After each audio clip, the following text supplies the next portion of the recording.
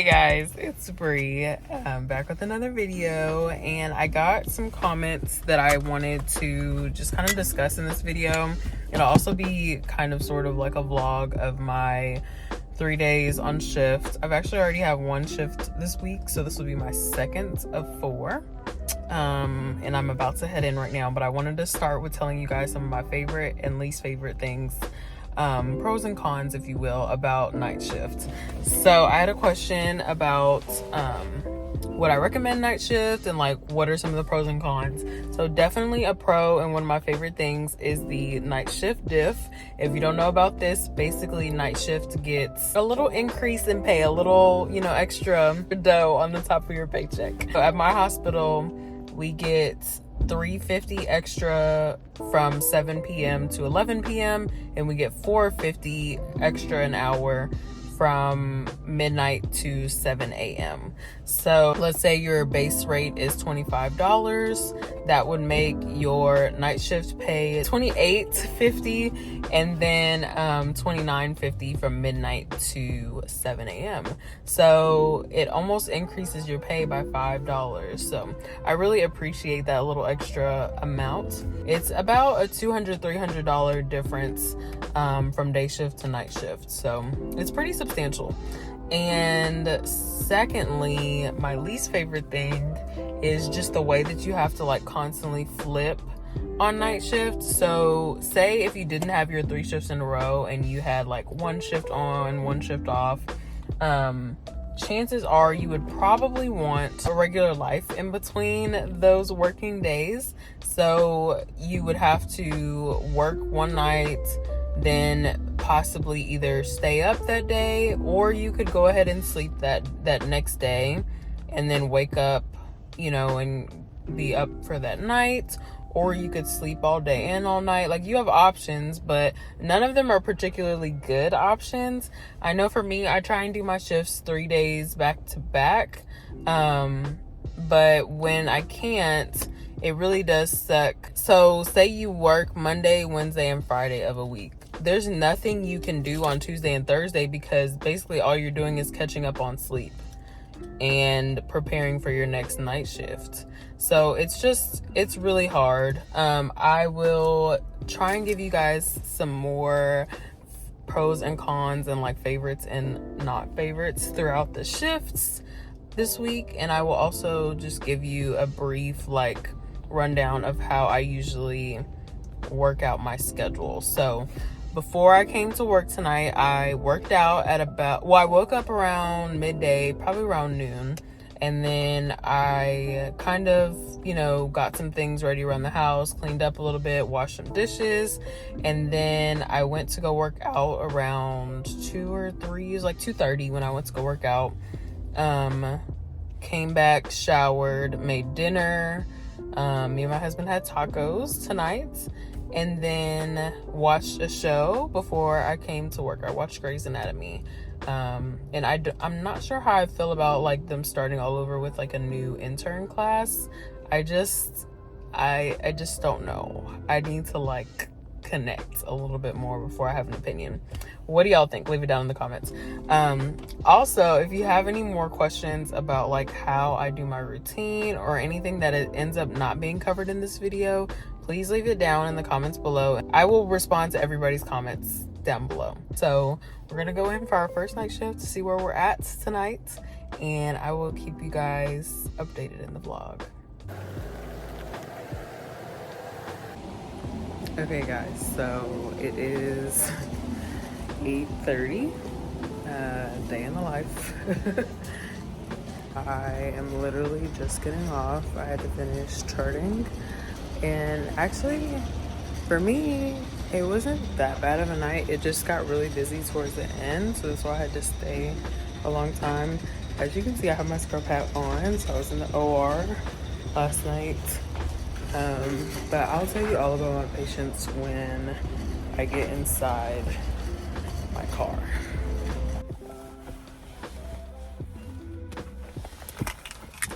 Okay guys, so I'm gonna try and make this really quick synopsis of my night since I'm super tired. It's 8:30 and I'm gonna try and go home and work out.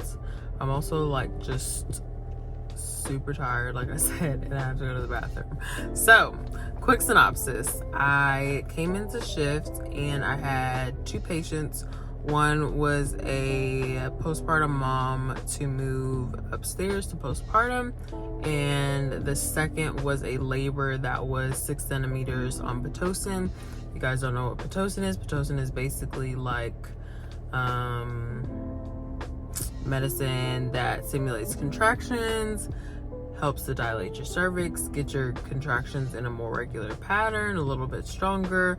Pitocin gets a bad rap, but if you do it correctly, it's very, very, very helpful, especially with getting babies out in a shorter time span, which moms usually appreciate. And like I said, make your contractions way more painful, and it can be way more stressful on the baby, but that's why we start Pitocin off at a really low rate and we go up very slowly on the Pitocin. We don't just like shoot it up. This particular mom, first time mom, and whenever I was getting reports, they were actually saying that her baby was supposed to be really big, macrosomia. If you don't know what that is, basically just a really big baby. He told me that this particular patient had been 5 centimeters since like 9 a.m. So mind you, I'm getting a report at 7 p.m. So that's already almost 12 hours that this patient has been at the same exact dilation, which is a red flag. And then this baby was decelerating, some decelerations in heart rate. She was only on 4 Pitocin when I got there, 4 milliunits of Pitocin, which is very, very low. So I go in, I introduce myself, you know, kind of update them on the plan of care. Also, she's been hurting, so she had an epidural for pain control, but it wasn't working that well. She said that she was still feeling it, wasn't helping her. So ended up, first thing I did for her was go in and help the anesthesia, CRNA, certified registered nurse anesthetist, to go in and replace the epidural. I assisted him, and then whenever we were done with that, I let that set up for like another 30 minutes or so that she would be comfortable before I started moving her around and upping the Pitocin. She was comfortable, so we moved her around on the peanut ball, did some different positionings, tried to bring the baby's head down. Nothing worked. This mom in particular, I had also been there for 2.5 days. So she had gotten there 2 nights before. So she was ready to be done. So I think whenever I checked her around midnight and she was still 5 centimeters, her doctor was like, yeah, let's just go ahead and do it. And she was on board with that plan. So we went ahead and did a C-section at midnight 02 for failure to progress in the first stage. And we had a beautiful baby girl. She's absolutely beautiful. So happy for them, because the thing that I usually tell my C-section patients, my C-section mamas, is that it doesn't make you any less of a mom that you got an epidural and that you had to have a C-section. You still carried this baby, made this baby. You still are gonna be this baby's mom, and she's still gonna love you wholeheartedly. She's not gonna know how you delivered her unless you tell her. So it's literally one part of your story. God has a plan with everything that he does. So this one part of your story is just as beautiful as the last part, and just as beautiful as the next part. So that was my first patient.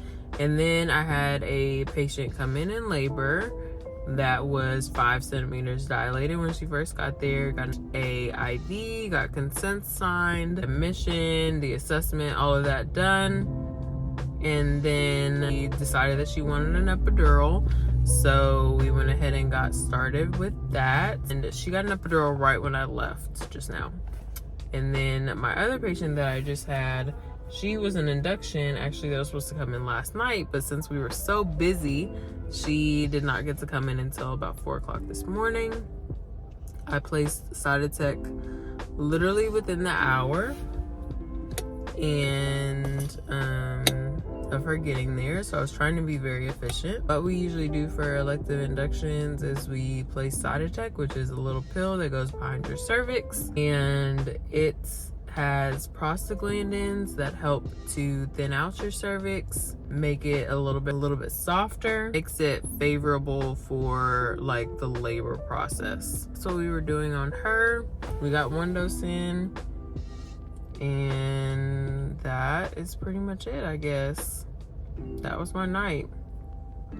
I had to stay in chart because I was doing a whole lot of stuff here at the end. But basically you just chart everybody's strip every 15 minutes, or if they're not on any type of medication, you can do every 30. But yeah, I'm gonna get off of here because I am rambling. What I usually do after my night shift is I get some type of snack in order to make it home. Tonight I just have my snack that I actually brought so that I could eat at work, but I didn't get to eat it at work, so it's just cheese and crackers basically. So I'm gonna eat that on my way home with some water, and we are going to go to the gym really quick and then go to sleep. I know some people work out like in the evenings, like before they go to work, but for me it's easier if I do it after I get off because working out makes me really tired. So if I go home and work out, then usually I get a really good night's sleep. So that's my little tidbit, my little tip for you guys. If you can just push through your tiredness and like do your workout and make yourself more tired, then your sleep will be really good, like A1. So we're gonna head home.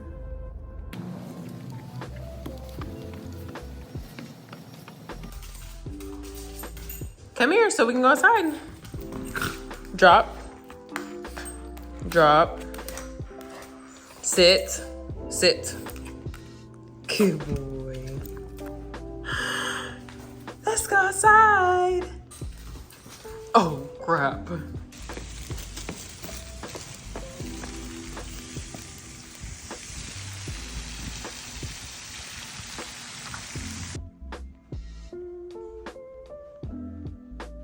Blue. And yes, I'm one of those mamas that wipes their dog's paws. Period.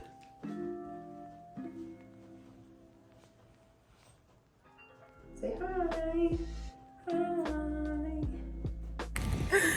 Okay guys, so it's 6 p.m. and this is why I have to work out whenever I get home, because I just woke up and I need to be leaving work, but I have to also walk Blue and I have to like get my food ready and stuff. So I just don't have enough time to do it all. So that's usually why I work out whenever I first get home.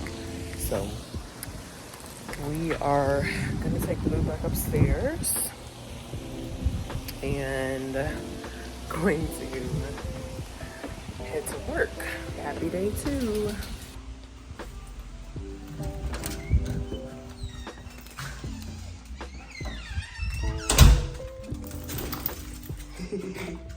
So I just wanted to show you guys something right quick. This is something that my husband bought for Blue, these Dogsters. He's already tried it and he absolutely like tore it up the other day. So I'm gonna see if I can leave it in his kennel with him. Hopefully he won't like try and eat the entire thing, but it's ice cream for dogs, and literally just open it up and set it in there and it lasts them a really long time, because usually Blue gets like really sad whenever I leave. He still has some separation anxiety. So I'm just gonna put this in his kennel and yeah, hopefully he eats it up. Like, this is why you don't send men to the grocery store, because they come out with frivolous stuff. And like, he always talks about me spoiling Blue, but like, This is spoiling him. He does not need ice cream. But I'm gonna use it since it's here. Look, he's going crazy already.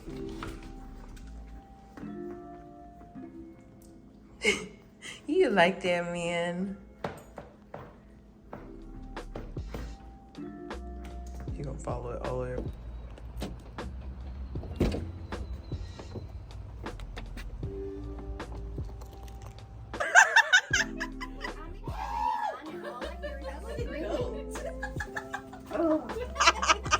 She hit the couch, and I was like, "Oh my god!" You just passed out. Yeah. She just passed out.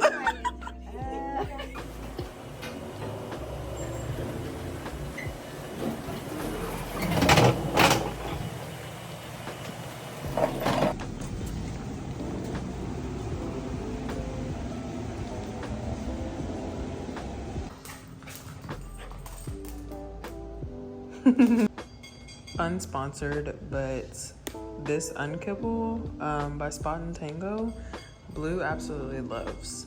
He was on Blue Buffalo regular kibble before, and we had to like beg him to eat it. Like we had to set it out and wait for like hours for him to actually finish it. And this unkibble he finishes in like 10 minutes flat or less. So try this. Try it out.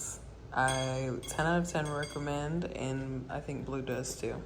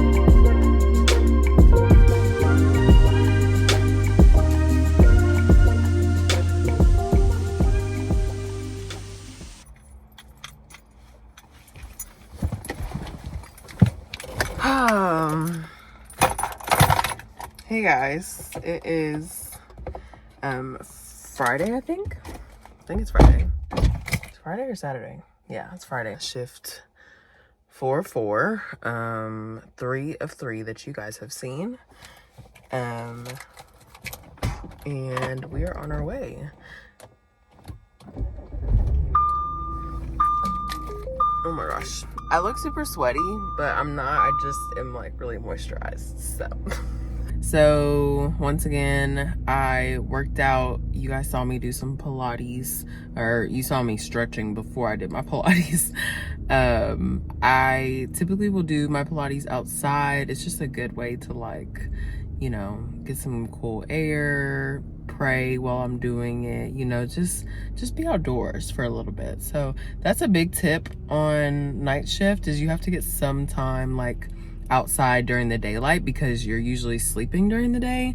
So one of my biggest things that keeps me like mentally like sane is obviously praying, but also like making sure I get outside at some point while there's daylight. So usually that's in the form of doing some type of morning workout, whether that's just walking over to the gym in my apartment complex, or whether it's actually having a full-blown like Pilates workout or something out on my balcony. So that's what I decided to do today, and then went to sleep and woke up and got ready. So did my hair, did my face. Today I have on just a long black sleeve t-shirt and pink Figs scrub bottoms. I will wear an underscrub by itself just because I'm just always that cold, and I think it's like a cute little sporty, you know, kind of look, you know, compared to like wearing the regular scrub top. So that's just kind of how I feel about it. And I don't like the look of like the underscrub under the scrub. So I'd rather just wear the underscrub by itself, if that makes sense. So a lot of people will wear like the long sleeve t-shirts underneath their scrub tops, but that's just not my vibe. It's just not my look. So that's me today. I didn't show you guys, I don't know if I showed you guys my outfits the other day. Yesterday I wore blue, like seal blue scrub bottoms. At my job we can wear seal blue or hot pink, so kind of like rotate between the two. Yesterday I wore seal blue scrub bottoms and like a t-shirt, because we can technically wear t-shirts on Fridays.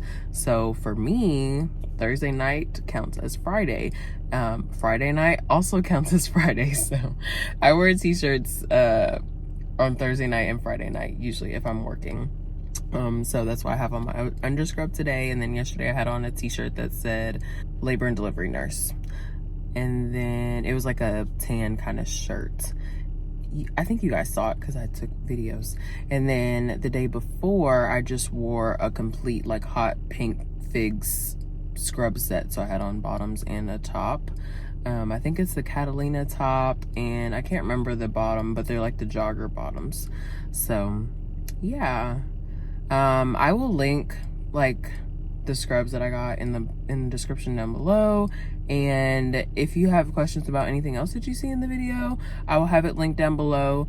And I think that's it. I'm gonna go check my mail, and then I'm gonna get some food and head to work, because I didn't have time to cook today because I just was really tired. So I slept until the last second. So I'm gonna go, and I'll see you guys. Okay guys, so you're not gonna believe me, but it's literally 11:40 and I'm just now leaving. 11:40 a.m.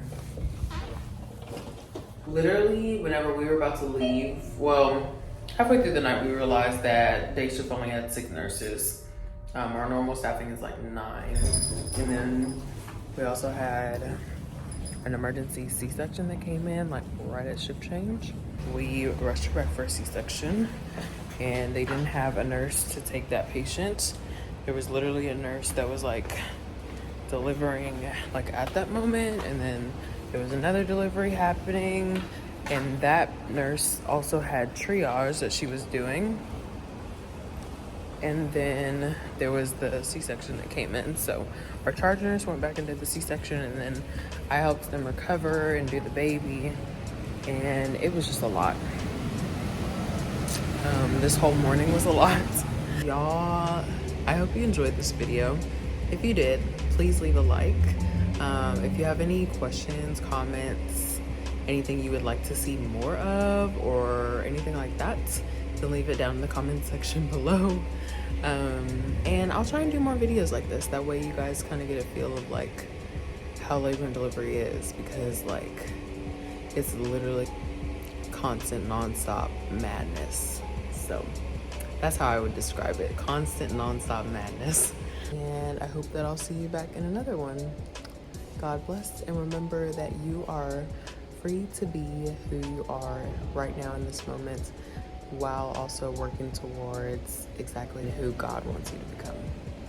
Y'all have a great day, great night, whatever time it is where you are, and I'll see you guys in the next video.